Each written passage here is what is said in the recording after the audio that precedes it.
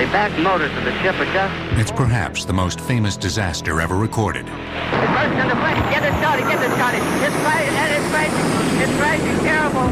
Oh, my, get out of the way, please. It's burning, bursting into flames. When the Hindenburg fell to earth in a ball of fire in 1937, the world had a front row seat. All the humanity, all the passengers screaming around it.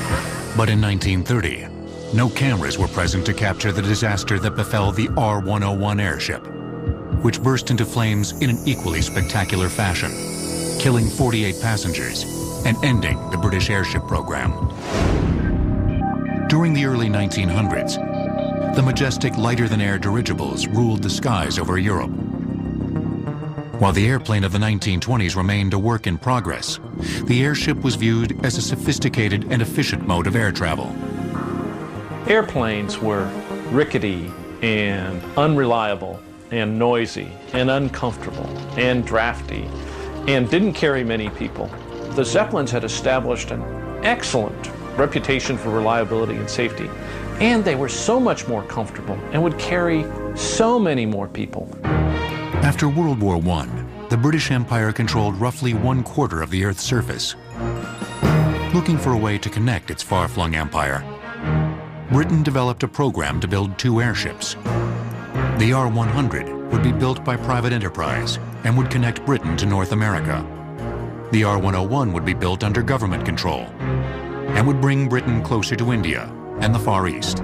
The R101 was designed to be the largest airship that had ever been built. It was designed to have range sufficient that with just a couple of intermediate stops, it could go from England to India in less than a week, carrying 60 passengers in remarkable luxury. Although Germany had a successful airship design with the Graf Zeppelin, Britain sought to improve upon it with the R101. The structural design and layout of the R101 was very innovative. The dirigible itself was built in circular frames that had individual structural rigidity. Well, to build these rigid frames and still have this thing fly, the frames had to be built out of a very new material for the day called aluminum. In a typical dirigible, passengers and crew were carried in gondolas that were suspended below the gas bag. In the R101, they decided to streamline the vessel, and the passengers were actually inside. There were 2 levels, like on a ship, 2 decks, with all manners of staterooms and dining rooms and recreation rooms, smoking lounges. It was very luxurious. Non-flammable helium, which was used on the U.S. airship Shenandoah, was not readily available in Britain. Thus, hydrogen, which is highly flammable but provides more lift than helium, was chosen for the R101. 16 gas bags were held in a mesh screen containment above the passenger accommodations. Each bag weighed approximately 1,000 pounds. Together, they were designed to give the R101 a gross lift of around 150 tons, more than any other airship ever built. In October of 1929, the 732-foot R101 was taken out of its shed in Cardington to undergo preliminary testing in preparation for its maiden flight to India. Immediately it became apparent that the lighter-than-air ship wasn't all that light. When the R101 was first tested, they discovered the hard way that they had overbuilt it, and it was much heavier than they'd planned. It didn't have near the spare lift that they wanted or needed for the mission. They discovered that the gas bags themselves, which, believe it or not, are made out of cow intestines, which are stitched together and then coated with varnish. These gas bags are leaking prodigiously. In fact, it has been reported that they were losing about 22,000 cubic feet of hydrogen per day from pinhole leaks. An even more alarming problem arose in June of 1930. While the R101 was moored to its tower, the outer covering along the starboard side suffered a tear that extended 140 feet. A fissure that would have been fatal had the ship been in flight. Engineers believed that gas bag leakage could be controlled with ballast, but to give the R101 the required lift needed to journey to India, they opted for a radical solution. They cut the ship in half, adding an extra bay and an additional gas bag, making the world's longest airship even longer. It was nearly 800 feet long, When you have something that's that long, the pressures on one end of the ship can be very different from the other end of the ship. You can have wind shears that act on the nose that don't act on the tail.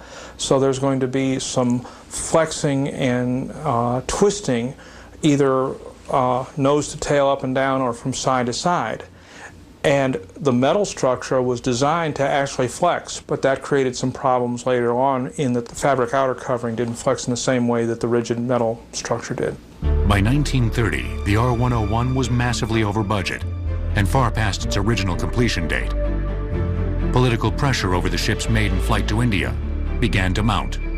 The decision to take the R101 to India was singularly driven by one man, and that was the first Air Lord, Lord Thompson. And he was the principal advocate and the guy whose prestige was on the line for the success of this program. And he fell back into his mode of management, which had served him well all in his career. Insist action occur, damn the doubters, we're going to go. This was a government project, government funded, government controlled. When the Air Minister said, let's go, they went. With great anticipation, 54 people, including Britain's Air Lord, boarded the R101 on October 4th, 1930. When the R101 takes off from its hangar in Cardington, it symbolizes embarking upon the longest airship voyage in history. The first Air Lord is going to go all the way to India and back and do it in 2 weeks, which at the time would have been on the order of Lindbergh's flight across the Atlantic. After the R101 took off from Cardington, it circled over London, giving onlookers a chance to gaze at Britain's newest technological marvel. It then headed for the English Channel on its way to France. It would be the last time Britain would see the R101. They took off on a rainy, misty day, and the winds were along the path of travel in the 30-35 mile an hour range. Not the most favorable conditions for dirigible travel, but certainly not the sort of things you would expect to wipe out this particular craft. But just after 2 a.m., as the R101 was passing through a rainstorm, the ship began losing altitude.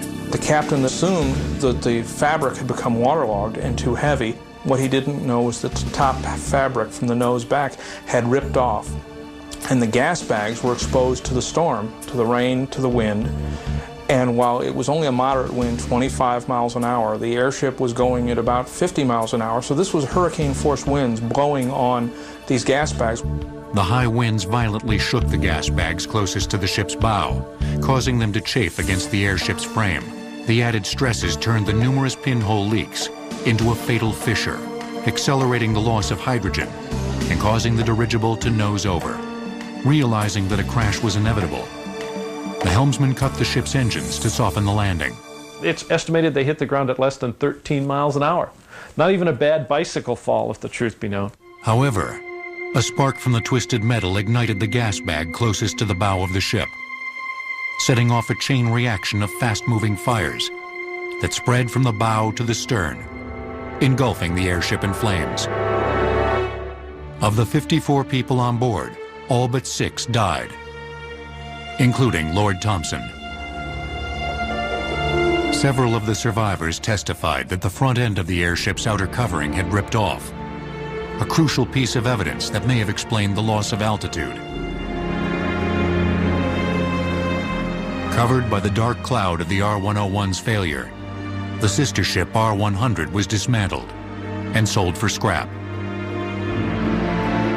The skeletal frame of the R101, which represented the best technology in British lighter-than-air travel, was eventually sold for scrap as well, putting an end to the British airship program.